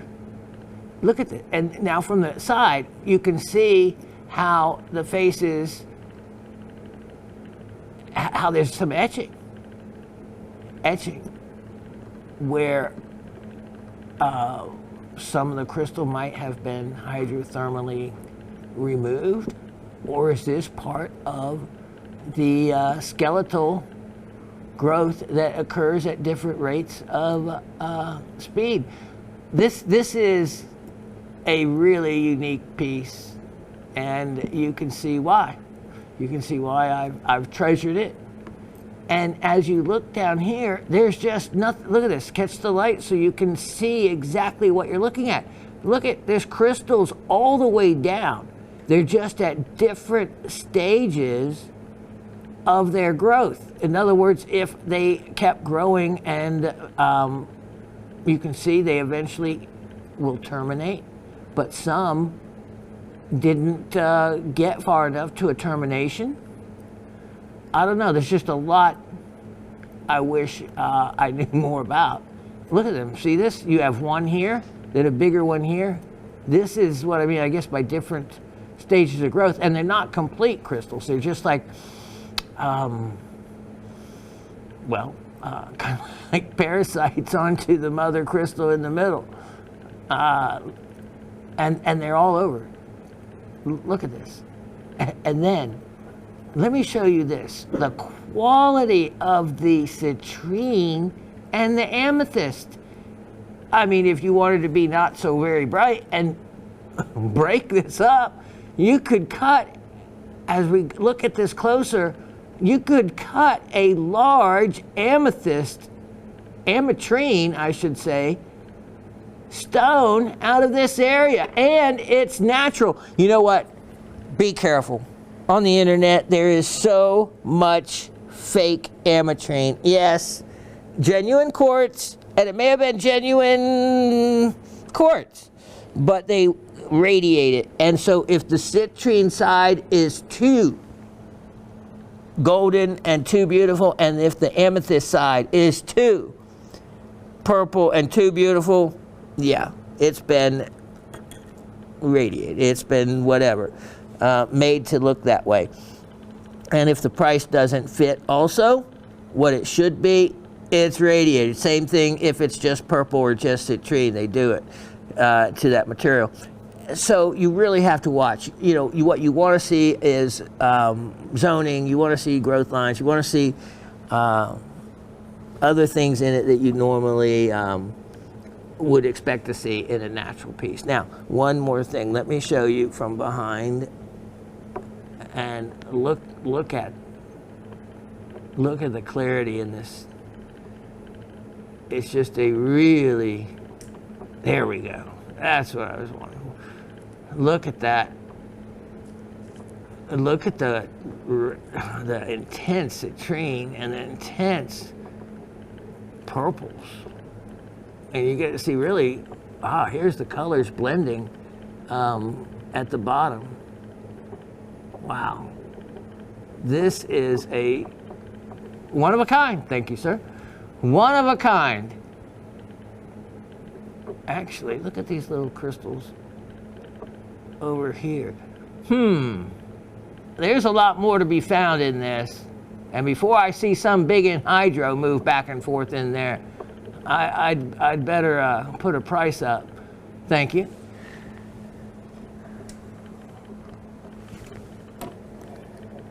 All right, here is a deal. Only one like it. There's not, oh, look at the irises in the bottom. Wow, look at that. Now, there's an extra touch for, my goodness. An extra bonus look indeed. And stands on its own. What is that worth? I'm telling you what. All right. So it's a skeletal Bolivian from the Anahi mine, natural ametrine piece, and not going to be another one like it. You know, that's really not the side to show. That's the side to show if you want to show the amethyst and citrine. But the really cool side is that skeletal growth side. Anyway, here we go. $188. $188 on that. And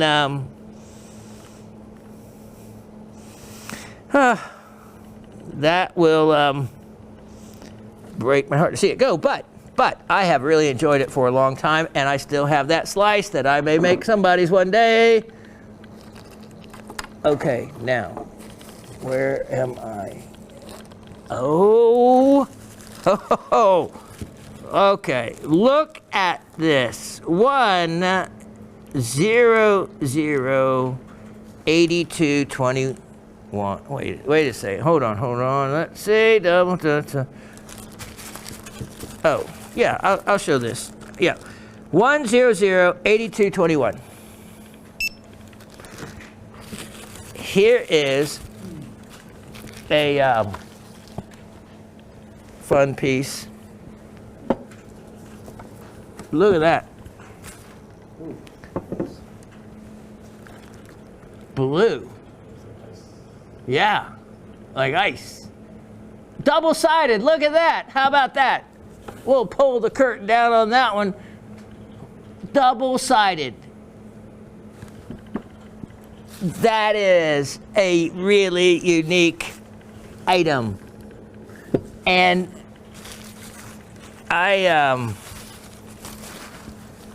well,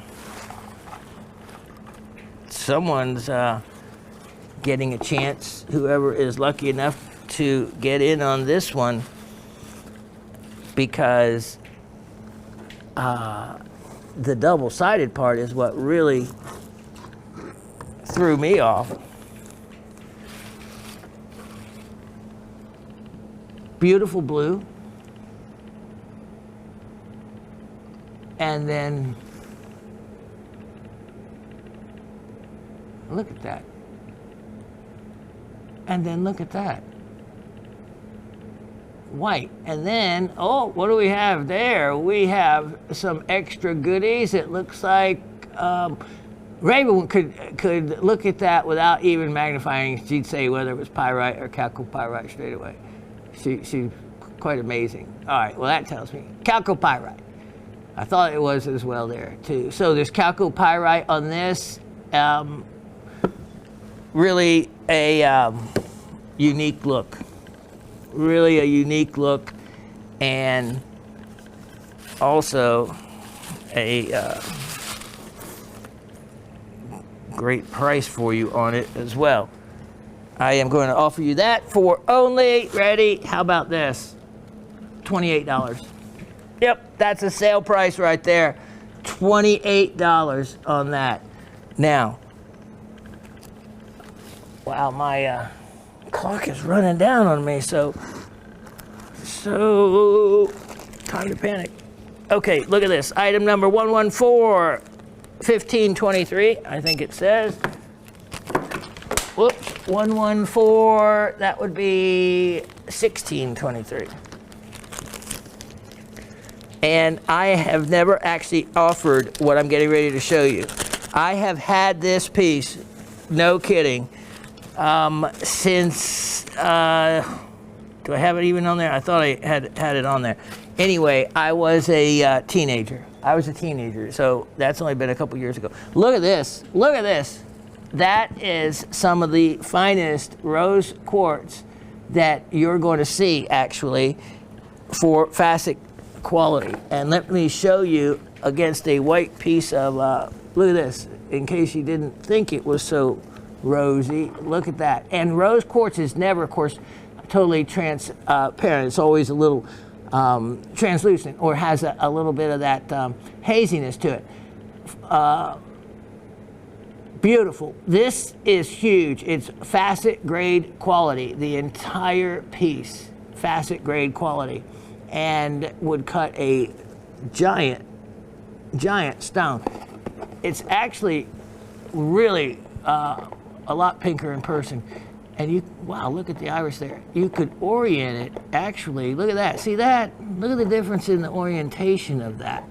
So I was wondering why. I knew it was pinker than it was looking. Well, that's why. All right, price on this, big piece. If you're a cutter, that big of a piece of rose quartz of that quality, a price of only $28 is a good deal. Only $28 on that. Okay, now, I am going to get a neck, or let's see. Dave, is there any way, can you grab a white neck quickly, please? By chance. I can try to do it if I can see. All right, keep looking at that quartz, because I actually have never shown a piece like that. Here we go. Nor have I shown you anything like what I'm getting ready to show you next. Item number 1140723. 1140723. And look at this. Now, these are for those of you that want to maybe be a do-it-yourselfer. Look at these. Look at these tourmalines. Look at these tourmalines. Now these are crystals that were faceted. They're amazing. Look at all these colors. Look at, and some, look at these. As we come in close on these, you're going to see that there's some really valuable colors as we look closer at it. Let me just go through these. Look at, if you're a cutter, you can certainly rearrange the shape of these if you want. There's by colors. Look at that. Look at that one. Look at the clarity in some of these, are amazing. So just a real unique strand. They're 15.5 inches the way they are, so they will string out, you know, with a clasp 18 inches. If you knot them or put beads in between, that would make them even longer. That strand, I am offering only the entire thing. Think about this. Think about what it would take to get your money back. Even out of one, you would do really well. $48. Next item is 114-0823. And here is another one. So let me show you this one, just kind of in comparison to the other. It's they're bigger stones. They're bigger stones. There's 200 carats of material. So you can see here is the other one. You can see the difference in size of the stones. Now, as we look closer here, these are really quite amazing for the different qualities. And I mean, everything from watermelons. Look at that. Look at that golden clarity. Look at that. That's one of the most expensive colors in tourmaline. And these are all natural color. Look at that purple, the greens. If you took these as they were and just tumbled them if you wanted, they're all drilled. What would it take just to drill them? My goodness. Okay, so that strand is only $58. Only $58. And now item number 114-0623. The last one I have of these tourmalines is similar to the first one. This one, it's going to be only $48. These are all 15.5 inches or so, and so this one, you can see they're a little bit smaller stones. It's going to be similar weight. And as we look closer at these, you'll see, look at some of those. Look at that, multicolors. Look at that one. You know, just to have the crystal of these would have been, I would have loved as a kid, and even now. Look at, wow. Only 48 on these as well. Look at that. There's so much you can do with them, even as they are, especially with them drilled like that. Allows you to be creative, or just to dress up a display in a showcase that you have at home with other mineral specimens. Put them, drape it around a tourmaline display if you have. Think out of the box. It's a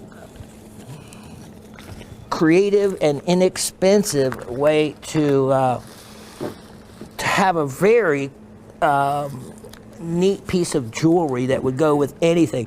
Now let me show you. I have a prize. 114-1823. 114-1823. Here is a made in America specimen, and it is a rarity. It is something you would not normally see. Let me show you. All right.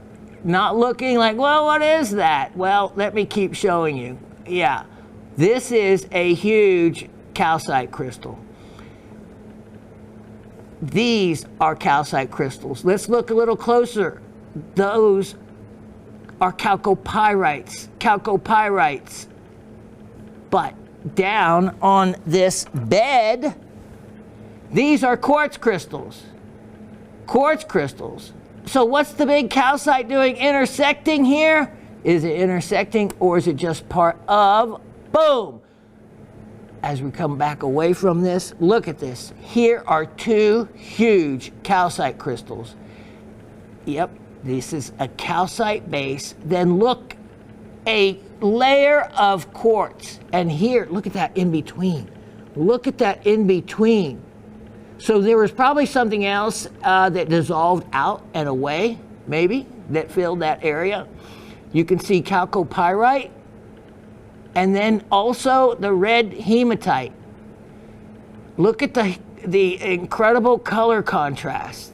Red hematite on quartz and calcite with chalcopyrite. Then look at up here, you have, as we look sideways, the crystals that are raised above are calcites, but they're on a bed of quartz, this large one. Look at the inclusions in it. Look at the inclusions inside the calcite. You have hematite included. You have some phantoms there. Additional chalcopyrite. I have never quite seen a specimen like this. This is here the most. Look at this. Look at this whole face is quartz. Quartz. Okay, and look at how this edge of the quartz is raised above this other. There's a lot of geology going on here. Look at how it follows the rhombohedral, the rhombs of the calcite. Here's the most amazing thing, though, that I really love, the fluorescence. The fluorescence of this piece, you could just about guide yourself through a dark forest. Put a black light on this, it glows the brightest orange I think I have ever seen in a calcite specimen. The entire thing lights up. It is like a neon orange. It is stunning in its fluorescence. All the way up here, absolutely. It is stunning. Hematite, chalcopyrite, calcite on quartz, quartz on calcite. There's multi-generational growth. This is one of those specimens that a geology class would love to study for the different rates of growth, the different types of growth. Only $148 on that. Only $148 on that one. That's a jewel. Now, we're not going to get to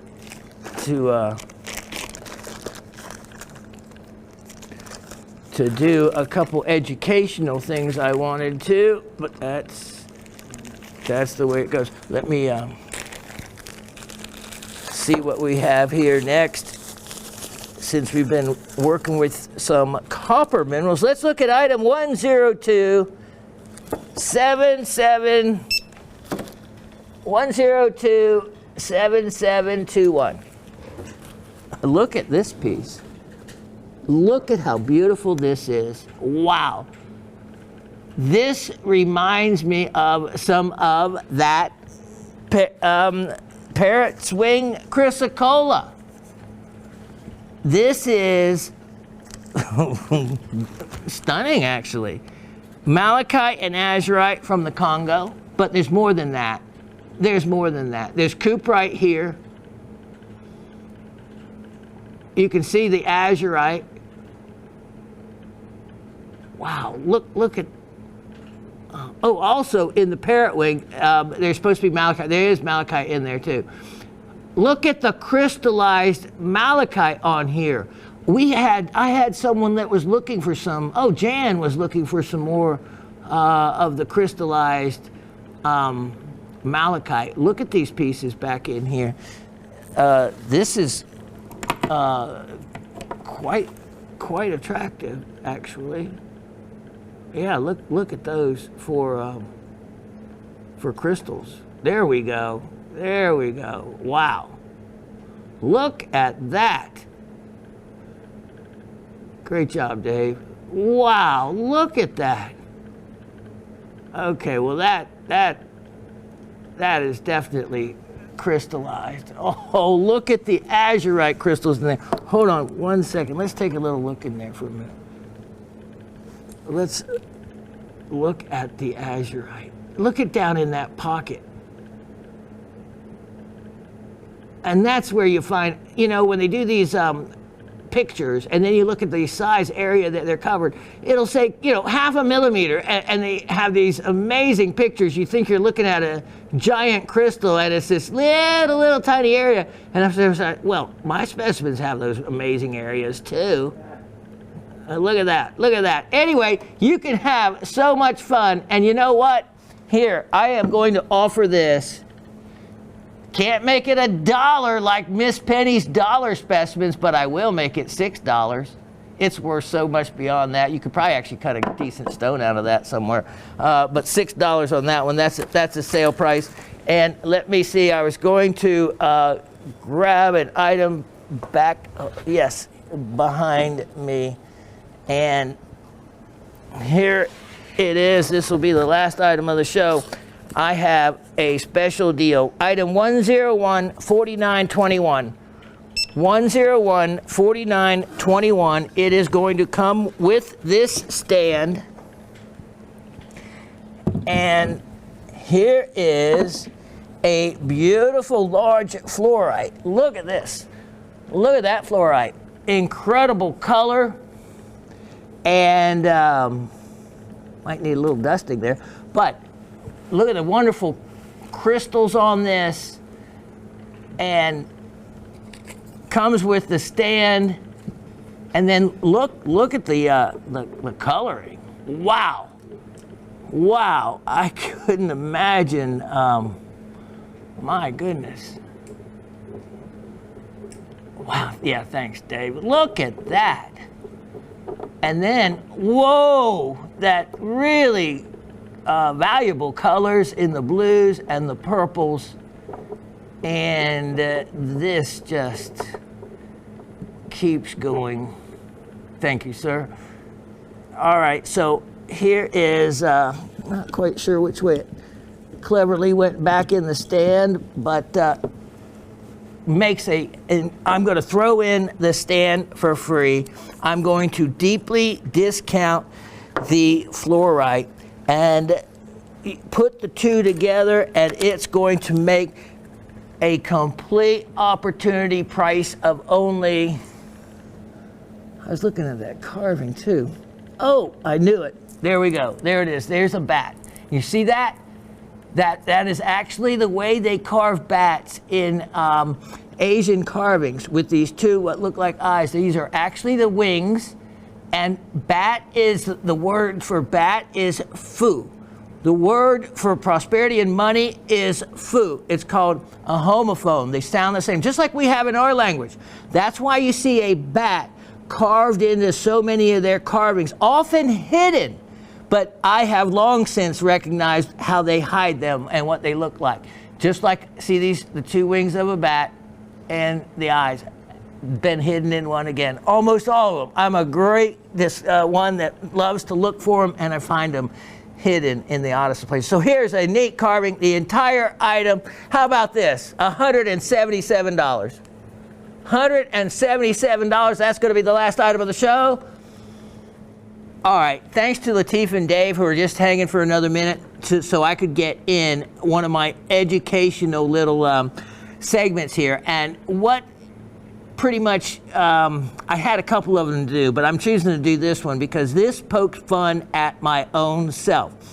All right, you can see the outside of this. I was traveling from Spain to Gibraltar to Tangiers, Morocco. All I was going to be for like 4 days, and I just needed to carry everything that I was going to travel with. So this tiny little hippie bag is all I had to travel in Morocco. you know, roughing it, so to speak, for 4 days. We get up to this little town called Shawn on the way up halfway on the mountainside in the Reef Mountains, named appropriately, you know, you can figure that out. And I ended up through these little narrow alleyways at a place that sold rocks. Leave it to me. I sniffed it out. I found a place with a rock shop, or what you would call a rock shop. I don't know how he did any business. And the kids following us in town acted like they hadn't seen a Westerner ever. Okay, well, what I found was a geode like I'd never seen before. And the merchant only wanted $15 each. $15 each. But I knew better. I was going to negotiate down, and by golly, I was willing to walk out that door, but I wanted what he had really badly. He probably could tell it on me. But I was so proud. I took all he had. There was 6 of them, and I got them for a total of about $20, a little over $3 each. And I thought that I was the one that was the king of the deal. I get him back home, and I'm talking to my friend who has a Moroccan friend, a Moroccan mineral dealer friend. He's telling the mineral dealer friend about the deal I got on these type of geodes, and he laughs, and he goes, ha, ha, ha, tell your friend to run them underwater. And he goes, what do you mean run them underwater? Get the water running hot and tell him to run them underwater. So my buddy Phil calls me up. He says, my friend tells me, run them under hot water. Well, I thought I was getting a galena geode. I had never seen a galena geode before. And I looked along this edge, this cracked edge. You see that it wasn't even sawn in two. It was a rough edge, and I looked at it with a 10-power loop to see if there was any galena outside that edge telling me that it would have been a fake. I looked and I looked and I didn't see anything along this fine edge. So I knew everything. I knew I was getting the real deal. I ran them underwater, and lo and behold, out washed all the crystals, and on these big tall stalks you see coming up to make them look like additional crystals, right there, they're on a toothpick. They're on a toothpick. Someone sat, and for whatever he was paid, what I always said about Morocco and what I saw about people is if they ended their day with a quarter more than they started with, then they're a quarter more rich than they were at the beginning of the day. So in other words, if someone took all day long and maybe got paid 50 cents to do it, well, if they didn't do it, they wouldn't even have the 50 cents. I was the one that got snookered, and I ended up carrying lead. Remember, galena is a lead ore. 6 of these around Morocco, because I got them on the first day, Morocco, for 6 days. But it was painless at the time because, remember, I thought I was carrying something genuine. All the knowledge in the world and me looking at them to be a fake. Still, I convinced myself it wasn't, because look at that. Who would? I had the knowledge, though, that I'd never heard of a galena geode. And I should have stuck with that knowledge. I would have heard of it. And when my friend said, he said that you'll find that the stalks sticking up are toothpicks. And he was right about that. As you can see, I broke off the one to tell. There you have it, folks. Trust your gut. My gut told me they weren't genuine, but my greed told me they were. And with that, we'll be right back with the trivia. It's that time. And Latif and I were always having some fun when he's here. He helps me out with coming up with some of the trivia questions. We also discussed a little bit more about that horrendous galena geode story. And I tell that for a reason. And I'm willing to shame myself for a reason. Because if I had a loop, I've traveled the world, I am suspicious when it comes to gems and minerals, and I intentionally was looking at that piece for it to be a fake. In other words, looking to find something wrong. So if I can be fooled, then what chance do other people stand? If you're a regular tourist and you wanted to bring back a rock or maybe knew someone, whatever, you're going to pay, or you would have paid, the $15. For me, the lesson that I have learned over the decades from that one event has saved me so much more money. Now, maybe not embarrassment, but money from that lesson. And I hope over the years it has saved other people money instead of, so you don't have the embarrassment of that. But I'll never forget the moment I ran hot water on my such proud specimen that I found. Oh, and on top of that, because I did not expect it to run into the sink, yeah, I was still so confident, I just did it right under the sink. Well, what do you think Galena does to a, yeah, Latif's laughing. He already probably knows where this is going. To a disposal. Oh, yeah. I stopped up the disposal, so then you got to get the little special made wrench out. It was a scene, and the toothpick topped it all. Oh, and the thing is, that's just one half of, I have the whole one, and 5 others to go with it.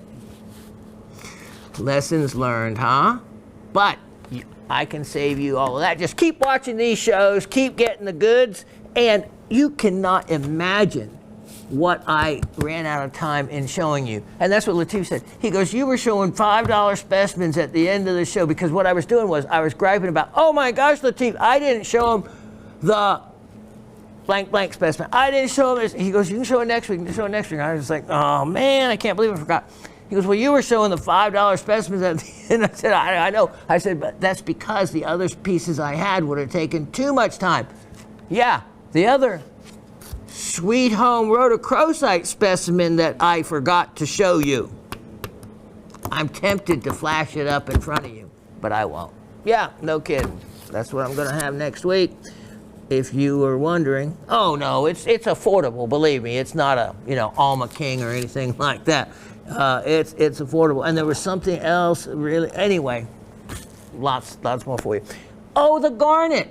I did show Latif the garnet. He said, you did not find this in your backyard. You did not. And I said, yes, I did. This is in my backyard. And why I was so excited to show everybody. Next week. So, okay. Here we go. Question number 1. Name 5 minerals that were in the parrot wing cabs. And it's kind of like the 5 minerals, like a prerequisite for it to be parrot wing. There's others that can be found in it, but these were like 5 from this particular mine. Now, other parrot wing from other places, maybe a little bit different, but the ones that were in that, and it's important because remember I talked about some of the necessary ones for it to be this type. All right, so name 5 minerals that were in the parrot wing cabs. Then the second question is, what natural occurring radioactive isotope causes the change in the oxidation state of iron which causes the two different colors in ametrine. Now, we didn't get quite that far. I was kind of finishing some of what the naturally occurring radioactive isotope does.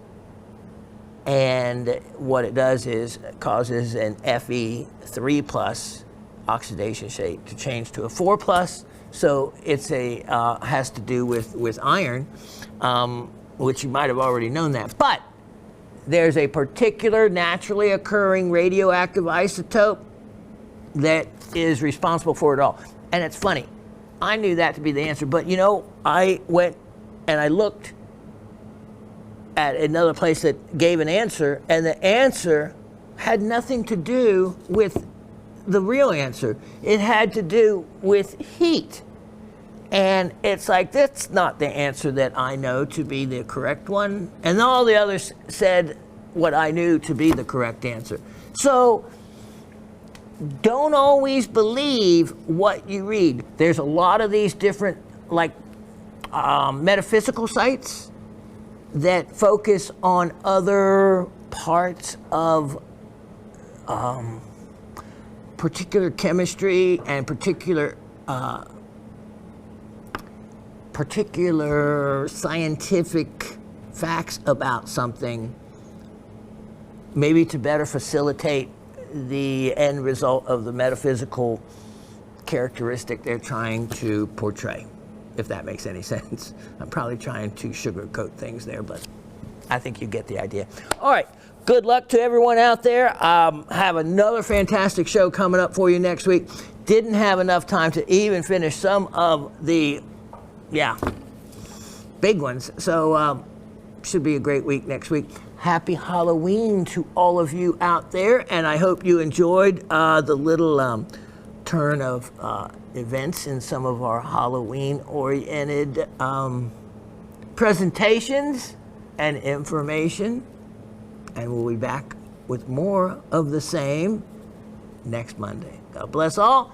Take care. See you then.